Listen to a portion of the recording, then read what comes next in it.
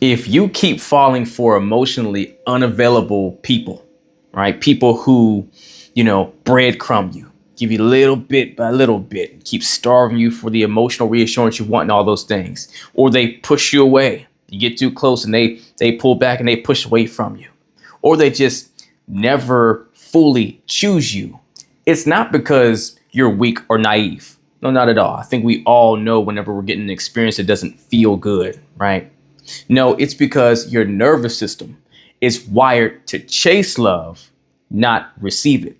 And until you heal that wiring, rewire those circuits and those cords to where they're supposed to be wired inside of you, you'll keep confusing unavailable with irresistible, right? So let's talk about why this keeps happening and how to break the cycle for good. See, the reason you're drawn to unavailable people is not because you're choosing pain on purpose. No, it's because you're choosing what's familiar, not what's healthy. See, if love in your past childhood or first relationships meant inconsistency or overgiving or earning attention, right? Then you learn to associate love with work, not peace, to where literally your wiring says it feels wrong for you not to have to do something to earn the love that you deserve. It feels more harmonious and it makes more sense to you that you have to do something to keep validating your worthiness to be loved, because that's the foundation that was wired and set inside of you oh so long ago. That's why people who are consistent, calm, or truly ready for what you say you want feel boring to you, or they feel like too much, or something feels off. There's not that little hint of drama that you're accustomed to in the equation, to where your subconscious doesn't know how to relax in healthy love. No, it only knows how to perform for it, right? That's why whenever you find that person that's going to give you something to chase for reasons unknown to you, you gravitate towards that person.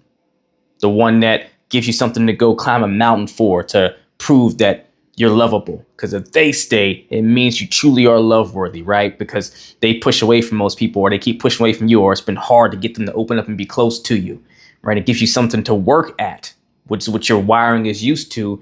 And it turns on your switches and says, oh, yep, there it is.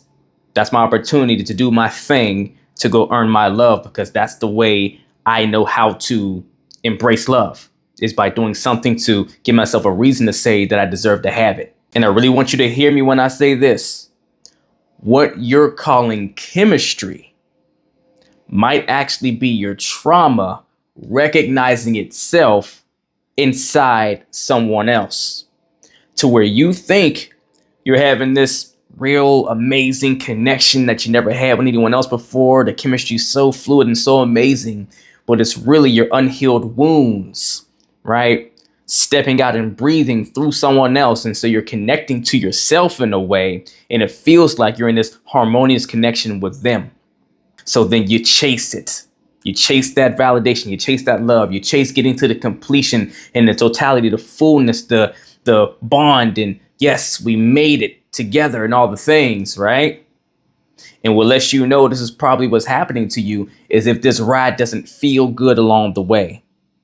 If it has these highs and these lows, right? If it, feels great one moment, then it's off the next, or you're constantly trying to find reassurance and all the things, that's most likely the circumstance you're in right now. But it's being disguised to you on the surface as, so much passion. This person, they're my person. It makes so much sense to me. But yet it's not a harmonious ordeal, which is what it should be. Love is not a hard thing to have, right? Yes, love is what's required to make it through hard times, but it shouldn't be hard to get your love. So I'm gonna give you some signs that lets you know you're addicted to the chase, right? And the first one is you confuse intensity with intimacy. See, whenever we have experiences that trigger us in certain ways, sometimes the sensations we feel initially are similar to good circumstances and bad ones, right?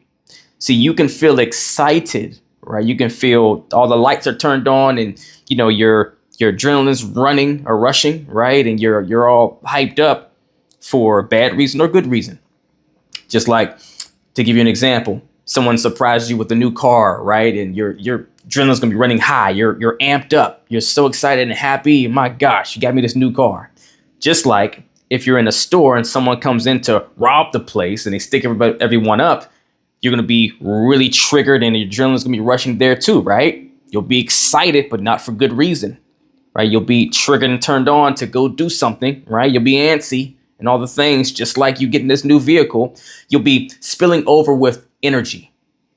That's the point, right? And if you're not being clear about where the source of you feeling this energy is coming from, you can easily mistaken the hot and cold experience of the push and pull that someone does. You guys are fiery and real passionate when you're close, and all of a sudden they pull away, and it's almost like being in this real time, TV drama, love story, right? Those shows work so well because they get your emotions going. They take you on a ride, let you feel something. But if you're not identifying whether what you're feeling is coming from a healthy place or not, it's real easy to confuse that intensity that actually isn't healthy for you with intimacy, which is what true connection is, true bonding and locking in. Second sign, you romanticize the potential of this person, not the reality. It's whenever you talk to that friend of yours that maybe makes some sense and are asking, well, why do you love them so much? Or why are you so head over heels for her, right? Like I'm not seeing it whenever they're not doing the things. And you start then pulling from all these, bits and pieces of the good moments they've shown you, the flashes of who they could be or what it was like in the beginning, right? I done heard that a million times from clients and people that have come to work with me, right? Well, in the beginning, I'm holding on to who they used to be. Well, they're not that person anymore. So what are you holding on to still? And it's the fact that you start falling in love with their potential. You start romanticizing that version of them.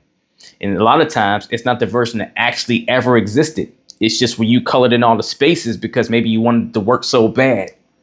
And then you blind yourself to what's really happening, which severs the ability for your mind and your emotions to get on the same page about what you're really experiencing and what you're really feeling and what's really good for you and what's really not. Third, you chase mixed signals, but call it mystery, right? Ooh, it's exciting, gives me something to try to figure out and, it gets me going, right? To where, yeah, it's great whenever someone has a mystique about them. It gives you something to be excited to learn more about and discover more. It's like having a new gift all the time. It's like I get to learn more and more about this person. That's amazing and everything else. But that's only great whenever it's for a healthy reason. They're not trying to, be manipulative to you. They're not trying to misguide you. They're not trying to pull wool over your eyes, right? They're not trying to actually or intentionally be disingenuous, right? They actually just have more depth to them and they understand the polarity of attraction, right? And they peel themselves back like an onion in a healthy way, not in a guarded way or deceptive way, right? But yet you're not doing that. You're not making that distinction. You're giving the same credentials to this person that is being deceptive, is, trying to play games or is uncertain about what they want or what they need and all these different things. Or, they're not forthcoming about stuff. They don't live in their truth. And look, it might not be for intentional reasons. They could just have their own internal wounds or things that they're working through on their own end. And so therefore, it's insecure for them to go and speak about what's going on inside of them because they have to expose a wound of theirs. Whatever it is, they're not ready for the healthy relationship you want to have. And you're labeling something that's clearly a red flag as something, beautiful and passionate for you and something that's alluring to you. And here's a fourth goodie. You feel anxious when someone shows consistent interest in you, but you feel relaxed and more at ease when they pull away from you because that feels normal. You're used to that, right? It's that whole saying of, I'll stick with the devil I know versus the devil I don't know kind of analogy, right? To where you're so used to having unhealthy experiences where people don't stay. They do make you fight to prove your worth and your value and all the things. And again, this probably stemmed from childhood or your early relationships. And you learn this is the way the love dance is supposed to go. So whenever you get someone that doesn't make you work for it, you think it's odd. It's weird. Like, why do you just accept me like that, right? There must be something wrong. Now you're suspicious of this person for not, requiring you to jump the hoops and hurdles because that's what is right for you by your wiring, right? That makes sense. You understand that game because that's what you've been doing your whole life or for a long period of time in relationships, right?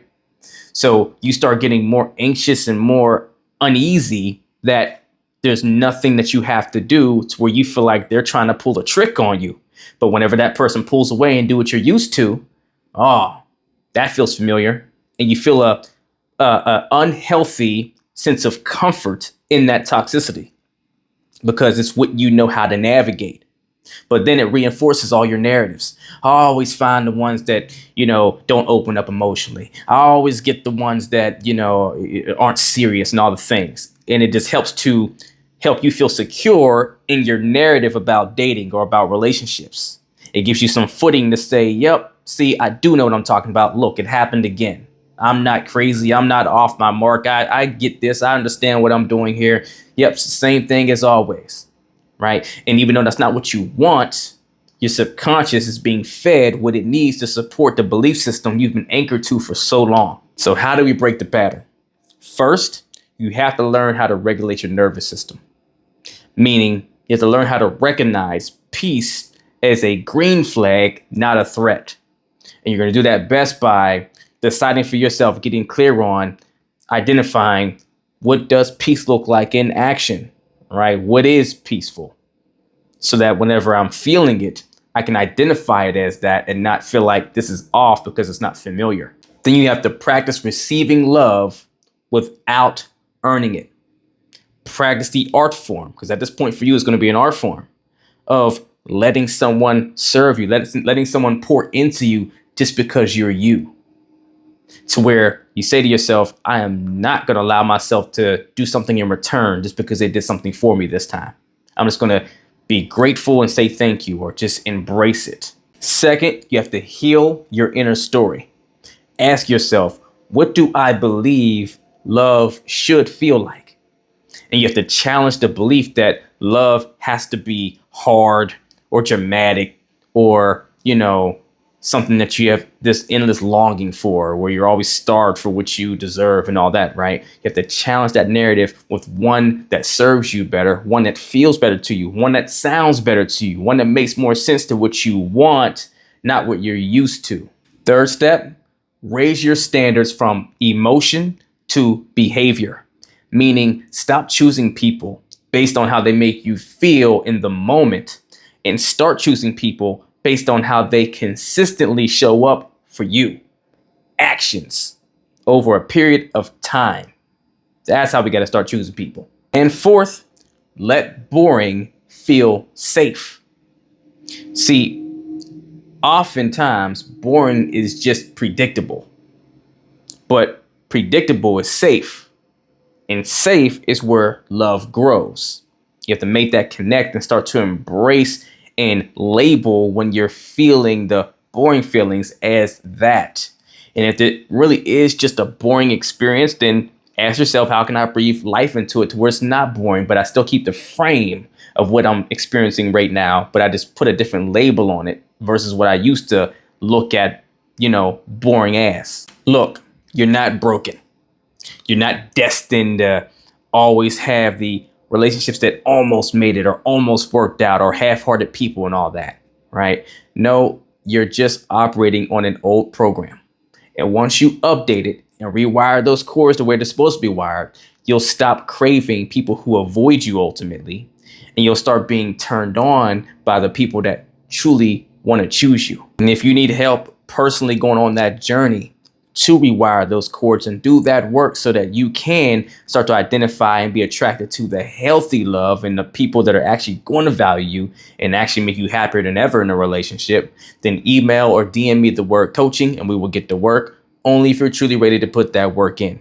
If you're not ready for one-on-one coaching or the time, space, or maybe even the resources, then at least email or DM me the word transformation, and I'll see you the link to one of my transformation courses that I teach you the same things I teach my clients one-on-one at your own pace, on your own time, and at a resource level that's more fit for you. But in any case, do something to get in the race.